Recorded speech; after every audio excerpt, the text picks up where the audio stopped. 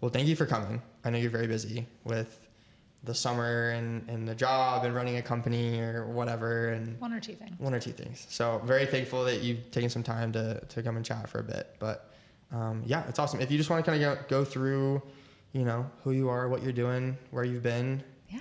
That would be an excellent way to start. Well, thanks for having me. Yeah, of course. This is a lot of fun. It's fun to get out of the Spice Lab once or twice. Yeah. So I am Darby McLean. I'm the CEO of Spiceology. A little bit about my background. I'm a Pacific Northwest girl. I grew up here in the Spokane area in Cheney. And then as lovely as a place as that is, like most Cheney people, I needed to immediately leave after high school graduation. So I went over to the west side for a couple years, played some softball. Nice. Lefty pitcher. Okay. I did not know that. That's awesome. Yeah, fun fact, right? That's cool. We'll play one of these days. Yeah. I'll see if I can strike you out with my rise awesome. ball. And then I came back to Eastern, Go Eags, where I double majored in chemistry and biology and went through a biotech program. I'm certain that I would go into disease research or cancer research or something like that. And two of my college professors started a company right while I was finishing up. And I enjoyed immensely, in addition to my education, just learning all about that process. Yeah. And as soon as I graduated, I was hired there as a bench microbiologist for my first job out of school at this brand new startup company as employee number 3. Wow. Yeah. That's pretty cool. Yeah, it was. I mean, so me and you are a little similar because I am also technically employee number 3. Technically first outside hire. So depending on how you look at it. That's right. There's all kinds of nuance. Exactly. I feel like I would have similar nuance, but early days, right? Yeah. We can both say that. It was early days. Yeah. That's awesome. And it just a tremendously fantastic experience for me, obviously, as a student out of school, but also just the brilliant minds that I got to be exposed to and the process of developing products and running a company. Yeah.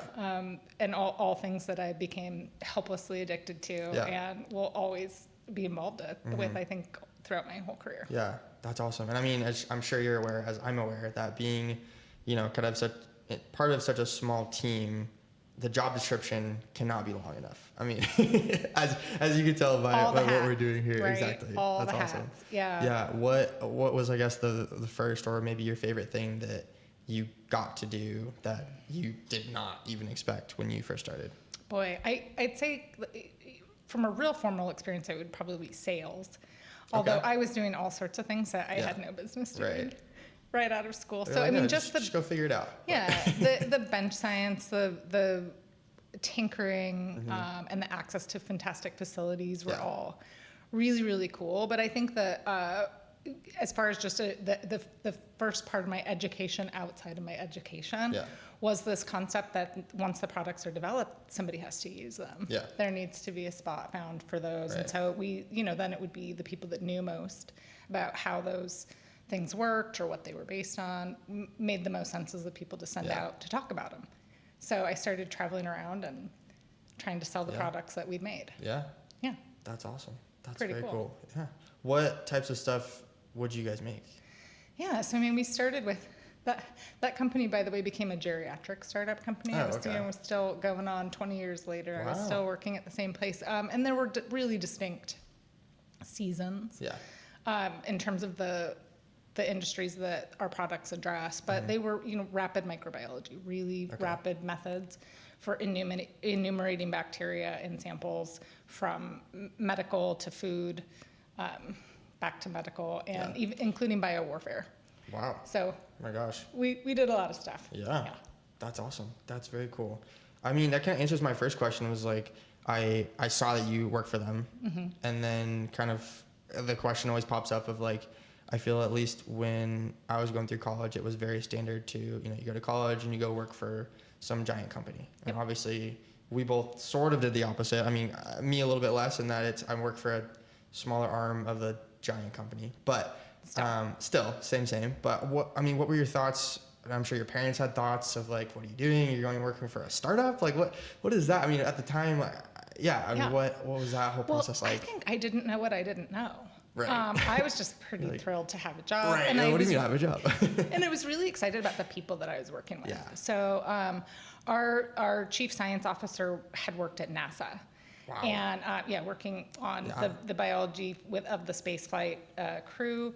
And then he went on to work at the Linus Pauling Institute. So, I mean, we're talking brilliant people. So that was just thrilling for me. That's and awesome. I was so excited to be exposed to those people, regardless of, I wasn't thinking real far ahead at that point. I mean, you're in your early 20s or whatever. It's like, you don't have to. But what I learned about myself during those experiences was that what I was really enjoying was learning. It was the continuation of my education into things that I hadn't even thought might have interested me. And so I really, really enjoyed that. And what I think I've discovered is that I'm a lifetime learner. I need to be learning all the time. Right. It's insatiable, which is good. No, it's good. I feel like a lot of people kind of get stuck in I do this and this is what I do, and I got really good at it, and I'm good. That's just kind of check out. And you become like the expert in your domain. Right. And that's okay, but it's just not for me. Yeah, that's awesome. Okay, so going from biotech, science heavy, now into spices, which is also, I mean, to an extent, I mean, I kind of know what you guys do. So probably more than people think is more sciencey than people think. It really is, but it's not what attracted me to Spiceology. So being totally fair, by the time I made that obviously linear career path change, what was really interesting to me about Spiceology was the story of the growth of the company.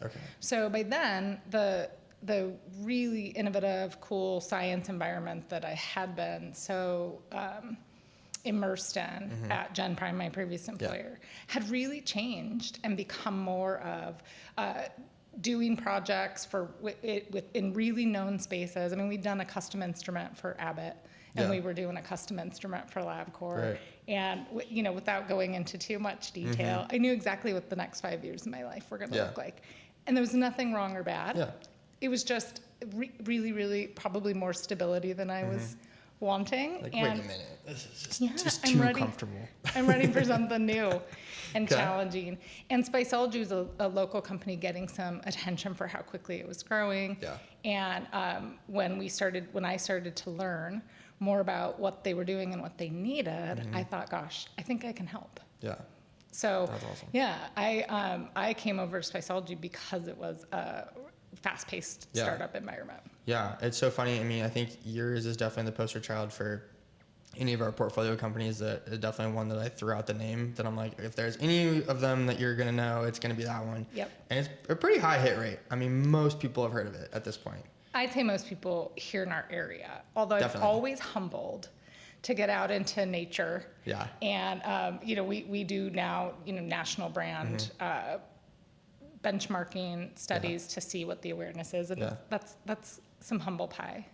It is, but I would say, I mean, even when we go to Seattle or like when I've gone down to California, like there's still it's decently high. Or people it's a national brand. Yeah, exactly. Especially when you're like, they might not know the name, but they know the branding. That's right. At least. Yeah, the difference between an aided and an unaided branded awareness study would show that most people have had some exposure to Spiceology, whether they've tried the products or not. We still have some work to do, but we're gonna do it. Kicking along. Okay. So you got there. What was your intro to that company, and what was kind of your path through that? Yeah, it was just meeting some of the people that were already there. And like I said, hearing about where the company was in its, I'll call it cycle of maturation. It was trying to scale, what the challenges were, and those were things that I thought I could help with. Okay. That's awesome.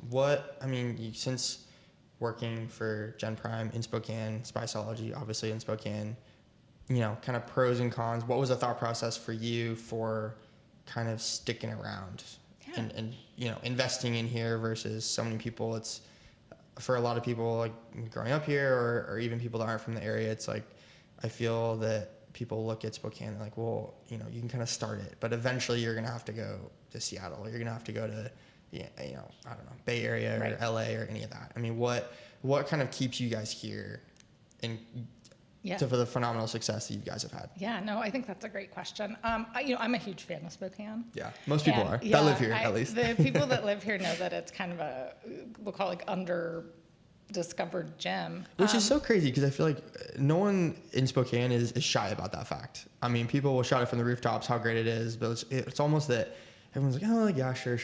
But then people are like, oh, it's actually cool. Once they're here, right. it's really cool. Right. So it's just, it's, you know, it's the, how do you get people here, and do we want that, or, you know, that could be controversial. Right. Yeah, depends who you ask. Yeah.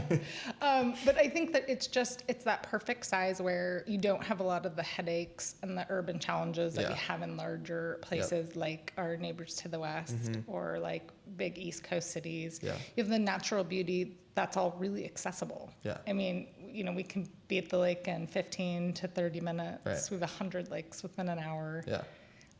You can ski, you can hike, you can fish, you can kayak. Yeah, all of it. It's just all of that stuff, and it's not. You can do those things in other cities, and you'll spend half of the time getting to and from.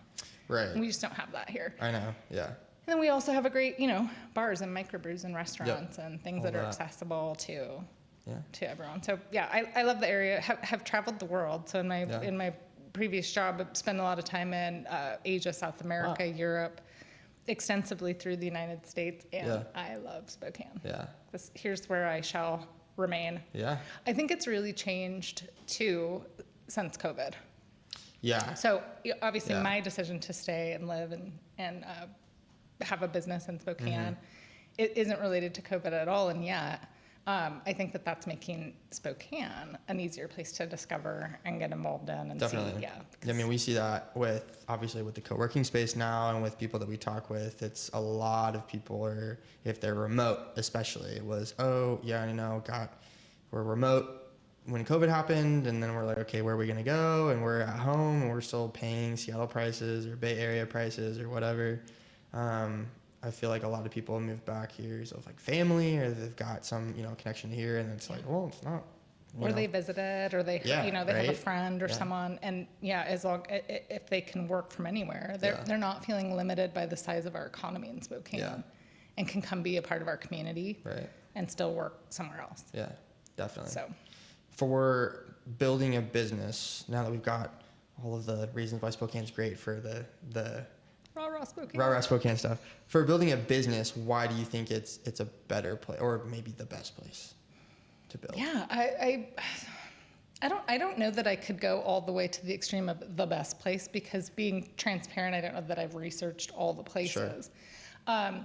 But I think Spokane's got a really strong university system. Yeah. So we've got Gonzaga and Eastern, and UW and WSU both have urban campuses here. We have Whitworth. Yep.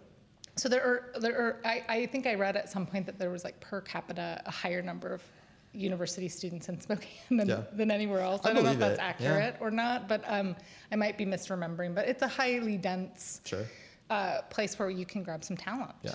So finding a staff is doable here in Spokane. Just affordability. So again, real estate being insulated from some of the volatility that we've seen in other urban areas. You can get commercial space and buildings, and your employees can afford a home. Theoretically, I mean, some of that's changing a little bit, sure.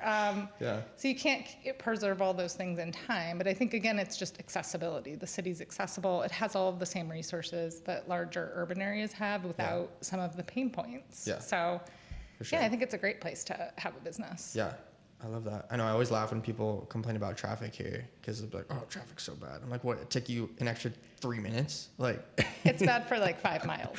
You know, it's insane. It can be as bad as it is anywhere else. It's just for such a short distance. Come on. It's not that big of a deal. That's too good. Let's talk about when you first started at Spiceology versus now, because you didn't come in as CEO. No. What did that look like? That's right.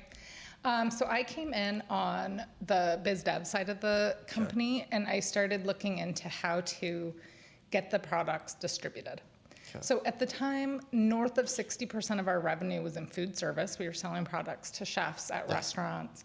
And I mean, really, to a large degree, online or through like a client success sales team, where they were, you know, we were having people call in orders or, That's email them hilarious. in or Call in text. orders. That's Chefs crazy. are big texters, you know, they'll text in the order. I used to work in a restaurant. I know it's like the inner sanctum, inner workings of the they restaurant business. have no time. They're like, I'm out of this. It's a Yeah. relationships business. For sure. They like, you know, Yep. the guy at Spiceology, they text Yep. him their order, right? Yep. So to a large degree, that's what was happening. That's so funny. And it was working. I mean, the company was having a ton of growth. Yeah. But what we could see in the long term was that was not scalable. Right. Not It was a really sustainable. challenging way to scale a business, to have these kind of one-to-one relationships with salespeople and restaurants. And what we knew to be true as an eventuality was that we would need to have the products closer to the customers, meaning in distribution centers with larger and very large distributors. So that's what I started to research and understand and become educated about in my early days. Okay. At the same time, the company was having the same kind of scale problems on the operational side. So in our ability to manufacture products and keep them in stock, and our ability to work through demand planning and inventory, and our ability to do fulfillment at scale. So again, as the company grows, the problems are all growing too. Good problems, but challenges to be figured out and overcome. So after a short time, again on the biz dev side, I started to also get really educated about our supply chain. Where were our products coming from? Who were they coming from? How are those products working? How did we know what or how much to buy? What did our inventory look like? How is that affecting our cash flow? So after working on the channel side, also took over operations and started to become really educated and try to create some leadership there as well.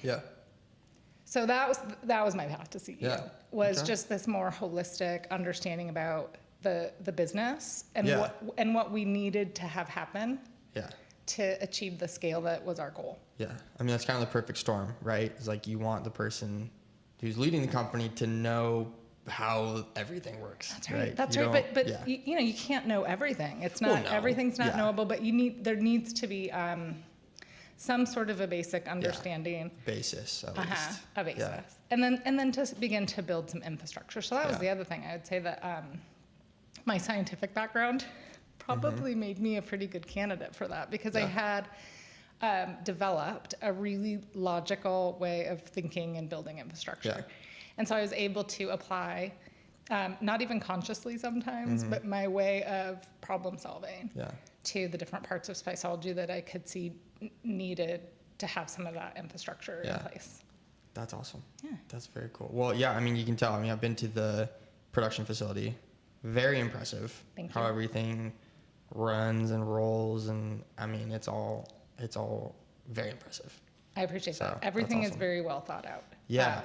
We've And that's not just me. I mean, we've got some really fantastically talented people with some Six Sigma background, and I mean, it's down to the steps, right?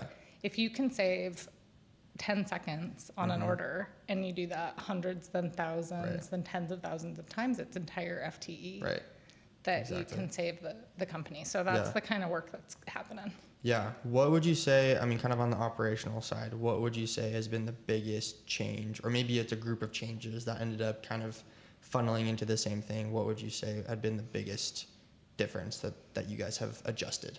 I'd say focus. And that seems, it sounds maybe like it doesn't make sense. Just go in there, like, hey, focus up. Well, focus on goals and focus on the types of products that get us to the places that we want to go.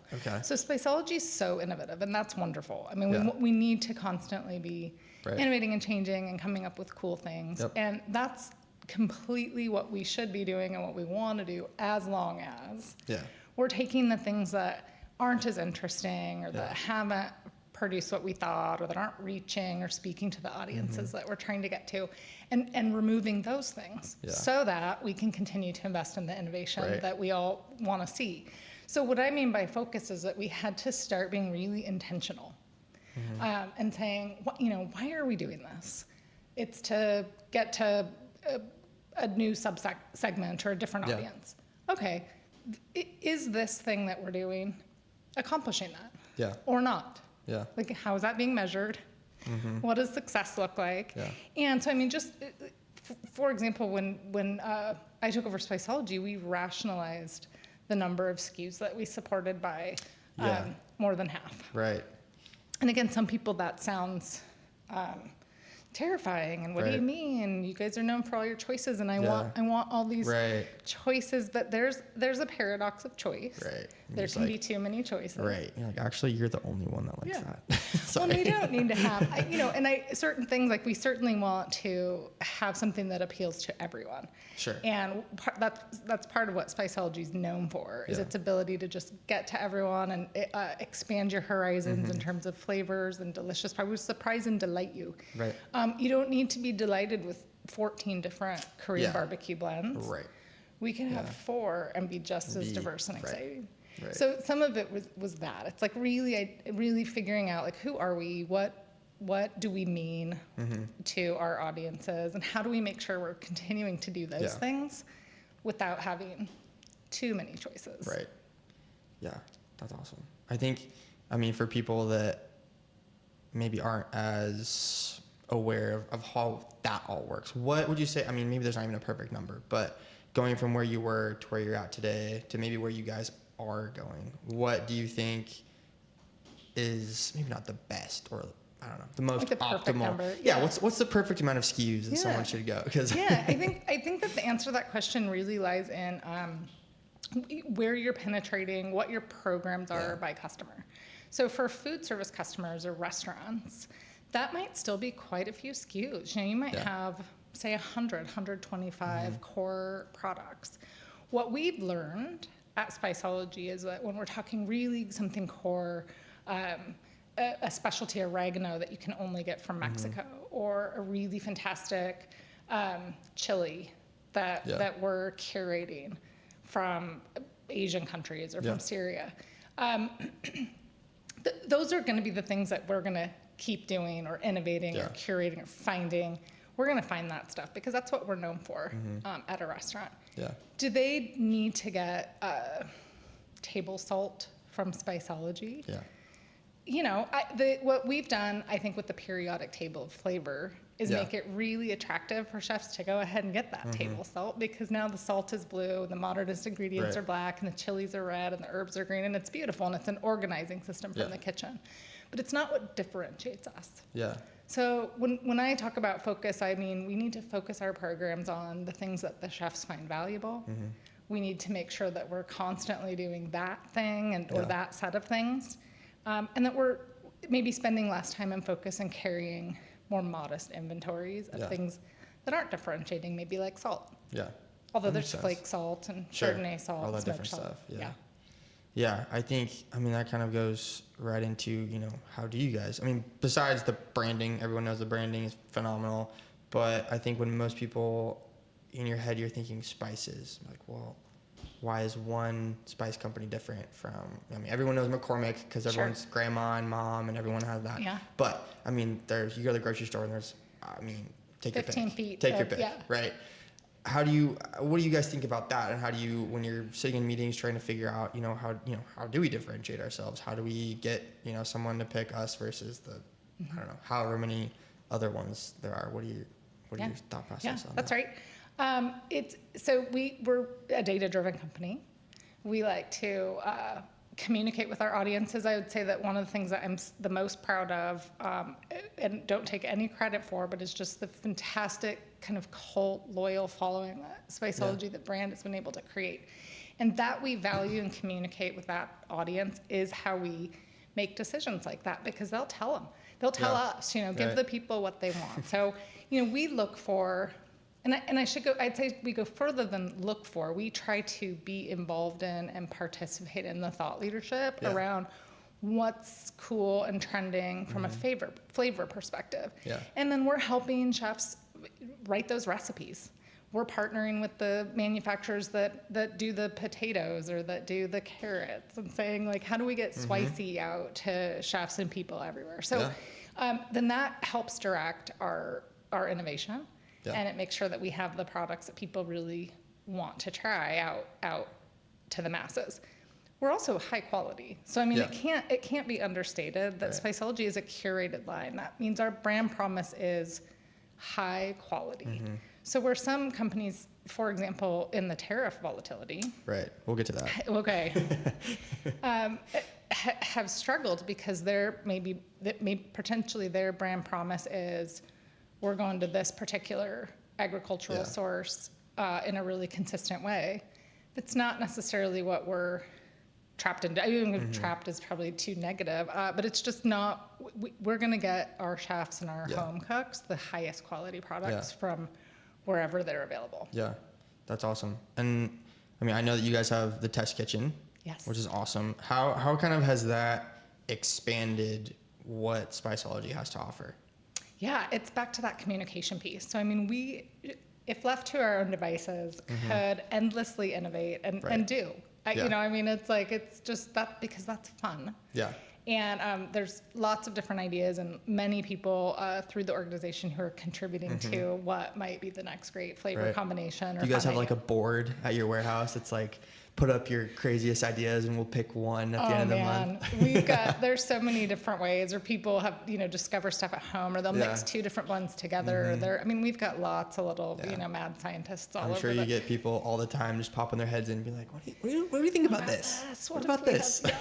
You're like, yes, go try it. And then we'll come back. So Test Kitchen, and for anyone who doesn't know, Test Kitchen it's literally a crowdsourcing flavor profile page where Spiceology puts forward some of our favorite ideas for things that we think are going to be wonderful, trendy, and delicious flavors, and we allow the audience to get on board. That's awesome. And if a product funds, meaning people buy it, so they do have to, we want skin in the game here. Sure. It isn't just voting. Sure. Yeah. They would have to say, I'm going to buy that product. I love it. I want it to exist. Yeah. And if those get enough sales, they do exist. That's awesome. And we blend it up and we send it out. And so that is a great way, I think, to keep the audiences engaged, participating, and helping decide. They get a voice.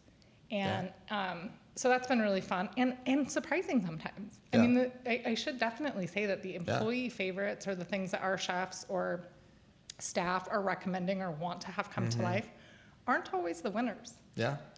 So we back pocket those things. It doesn't mean they'll never come back. They'll come back. Yeah. That's awesome. That's cool.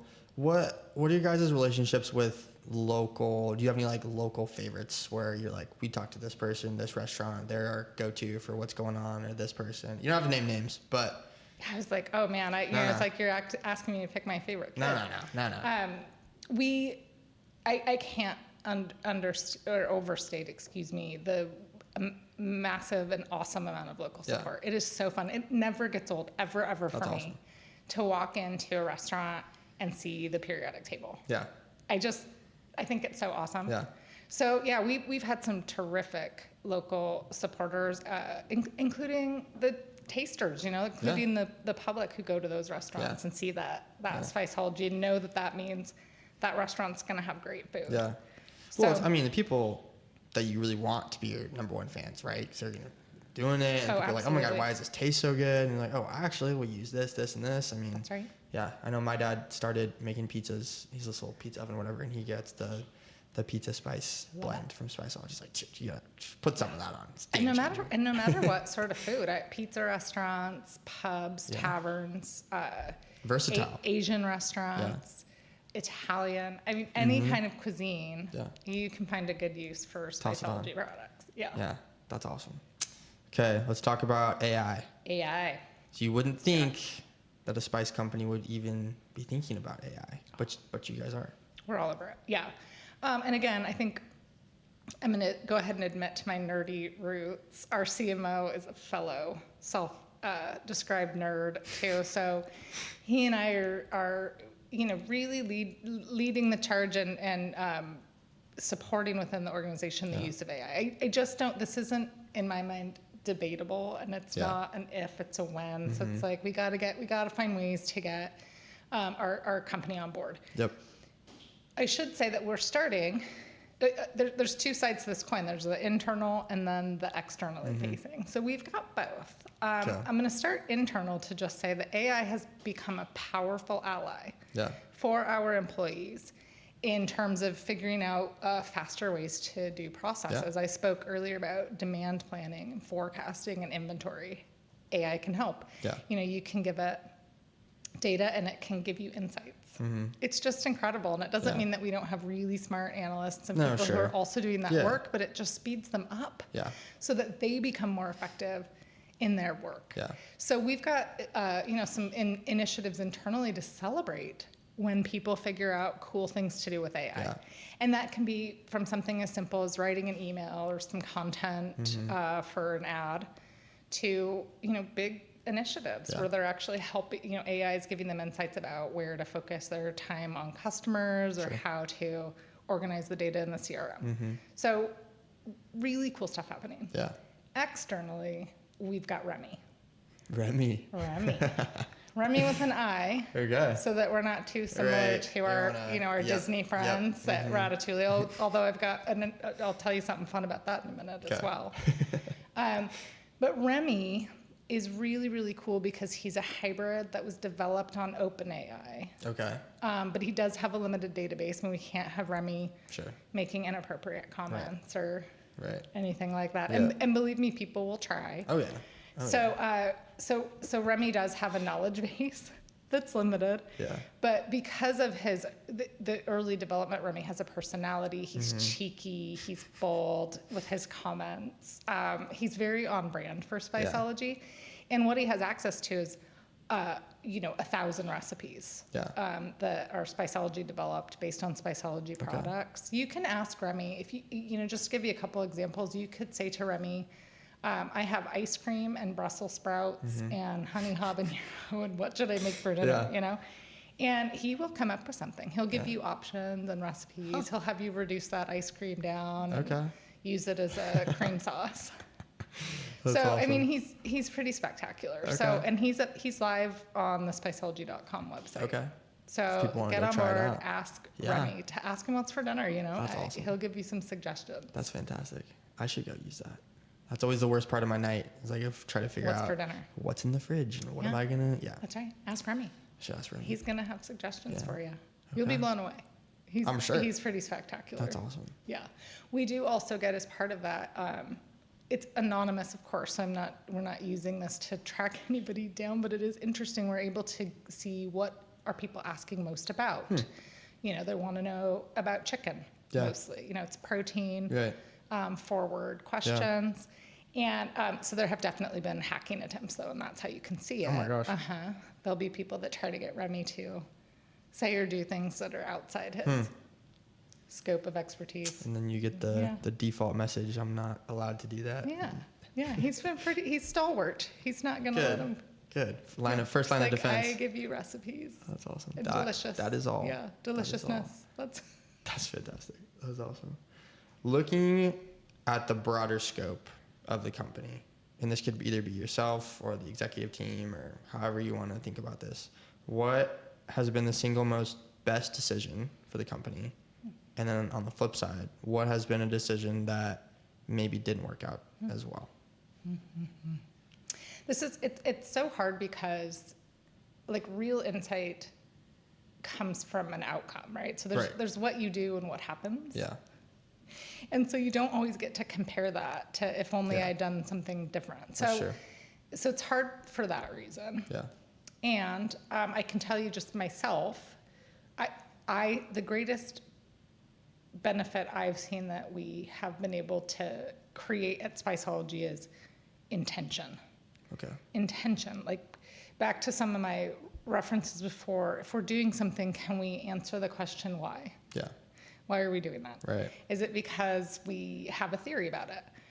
It's going to expand our audience, or this is something chefs are asking for. Then great. Yeah. Cool. I mean, we're going to try a lot of things. Yeah. And not all of them are going to work. Yeah. But we want to be sure that the things that we try are intentional and strategic.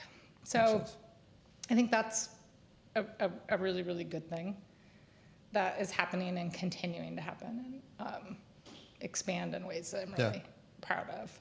Yeah. The worst thing that we've done. Gosh, I mean, this has got to be like product or flavor related, or like related to my own desire to like be an amazing cook and to try to learn from the people in the organization. And so I've had some things fail. Well, and as a startup company, lots of things are going to fail. That's right. Tons of things fail, It's but I all don't know about that I failure. can. Yeah, and I mean, I don't even know that you can go back to a single. Like I said, there's what you do and what happens. I mean, I know that I can think of examples like automation in our facility, where Spiceology, the organization, made the decision to invest in automation, and the question is about timing. Was that a good decision from a time perspective? Again, you can't go back and undo that decision to see what the outcome would have been. Yeah. We struggled under that decision for a while until we could grow into it. And now, as an example, boy, are we glad we have automation. It has supported our growth. We can continue to grow. We can do so at a rate that that's going to get us to scale. Yeah. So, those are the types of things where you could kick yourself for the timing of your decisions, but without an outcome, was it good? Was it bad? It's debatable. That's also based on your own perspective. That's true. Perspective is everything. It is. That's true. When you're looking at the next 5 years, say 2030 on the horizon, what do you hope the company will have accomplished? What do you think you'll be doing? What's the goals, plans? Yeah, Spiceology's got huge growth ahead. We've got our next level up in terms of scale, mass market retail. We're already really bridging into that today. We've also grown food service distribution by more than 40% in a year. Wow, my gosh. So these goals that we set about getting the products out and closer to our consumers and our chefs, we're going to have a lot more of that in a really widespread way. I think the other thing that you'll see from Spiceology over the next 5 years is that flavor isn't always limited to seasonings. So Spiceology's got some opportunities and is doing some exploration on where else flavor could be applied or effective or exciting for our audiences. Yeah, that's fun. So I think you might see some things like that. Okay. Yeah. We'll be on the lookout. That's should awesome. be. That's very cool.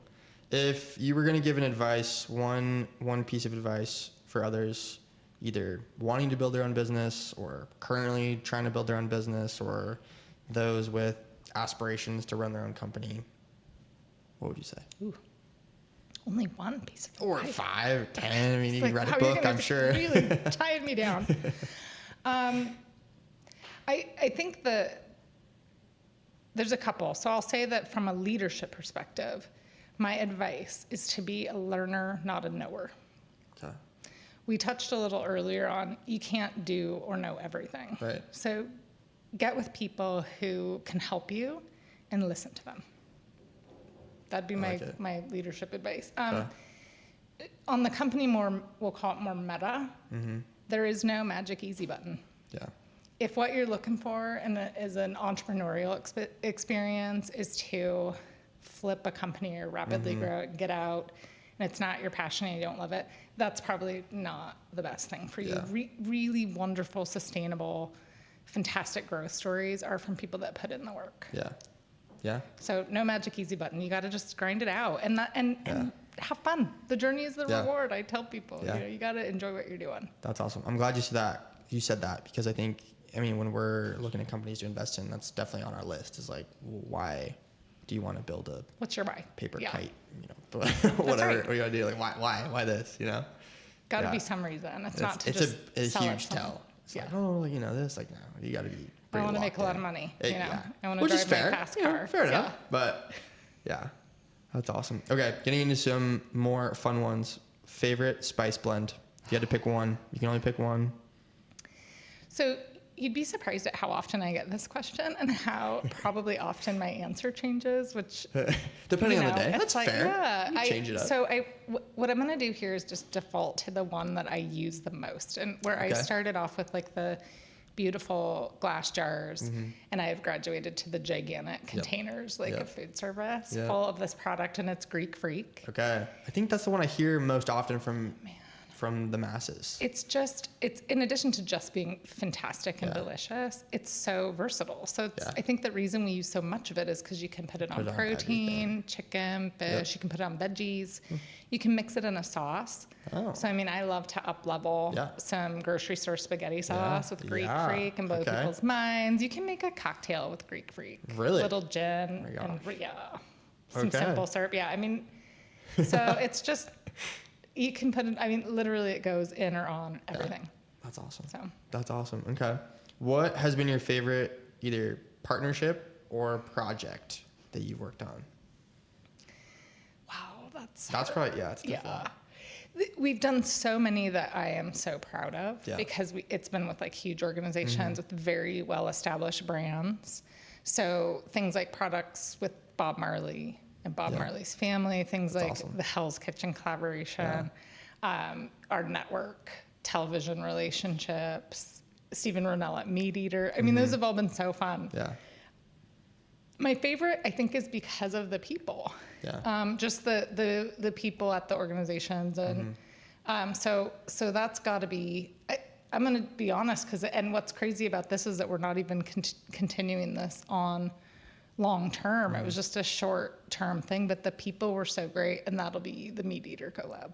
Yeah, I didn't even know about that one. That's awesome. The team was just absolutely fantastic to work with, and it was really fun, and they felt scrappy and innovative, and it just was a great vibe. Yeah. So it doesn't mean I think that the products are the very best we've ever made or that it's a category that is my favorite, but just the people were so most cool. Fun. That's awesome. I'm glad you said that because I've watched his show, I've watched podcasts with him, and he's been just talking about, I mean, so casual about all the stuff that he does, and you just do this over here, and just like so knowledgeable about everything he does. So I'm glad you said that was a good experience because like sometimes when people meet people like that, they're like, oh, that guy's kind of not awesome. Yeah, so. Just a really great, a great team of people. That's fantastic. I also hope that our best ones are yet to come. So we've got one we'll be announcing shortly. Okay, we'll have you back post announcement. I'll need to tell you. You guys will see. It's probably the biggest one we've ever done. Okay. Okay. Going off of that, we talked about the company and what you're going to do in the next 5 years. What would you say is your either personal or professional or however you want to talk about it in the next 5 years? What do you want to accomplish? What do you hope happens? What do you want to do? Yeah. What I hope happens and want to accomplish is that Spiceology is a household brand name still here in Spokane, employing tons of people and bringing innovation and delicious flavors and jobs to the people right here in our area. The company is so fun and the brand is so enduring and the products are so high quality. I just want to keep it going and I want to continue to have it growing here in Spokane. So that's the goal. Awesome. I love it. Perfect. Well, thank you so much for coming on. Thanks for having me. How fun. We'll have you again. Yeah, I'll be back. Thank you. Thanks.